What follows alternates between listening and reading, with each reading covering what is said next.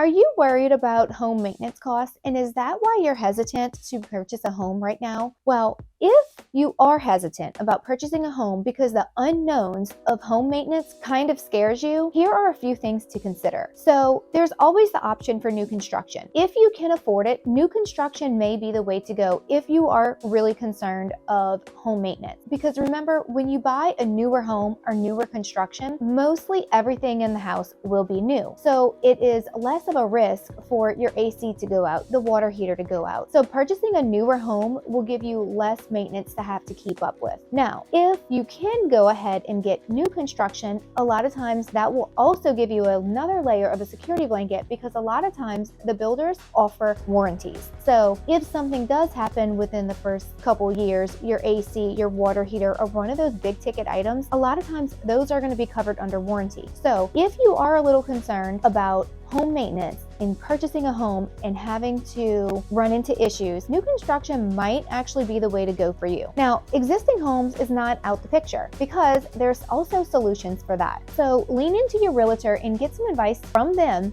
about home warranties. A lot of times your agent can help negotiate that to actually get paid for by the sellers, but the sellers won't always cover a home warranty. And if they don't want to cover the home warranty, it is an option that you can pay for it out of pocket prior to closing or at closing. So getting an existing home and getting a home warranty a lot of times will cover most of those big ticket items so that you don't get into the home and in the first year or so your water heater busts and you have to deal with that. Having a home warranty, you can call them up. There's a very minimal fee for the most part. Depends on the company that you do go through. So make sure you lean in to your agent, find out what companies are best for you to get, and possibly get that if you are a little concerned about the home maintenance of a home. Also, if you do get an existing home and you do get a home warranty, they're typically only 1 year. So you're going to want to make sure that you renew those every year, or, decide after the 1 year if you would want to continue with the warranty or not. Existing homes, people would always wonder, why would you get an existing home over new construction? Well, existing homes also has its perks. A lot of times existing homes, the landscaping will be more mature. It will maybe have a little bit more character. They just don't build homes like they did before. So some people just are not attracted to the new construction homes and want existing homes. So if you are considering purchasing but kind of afraid of the maintenance,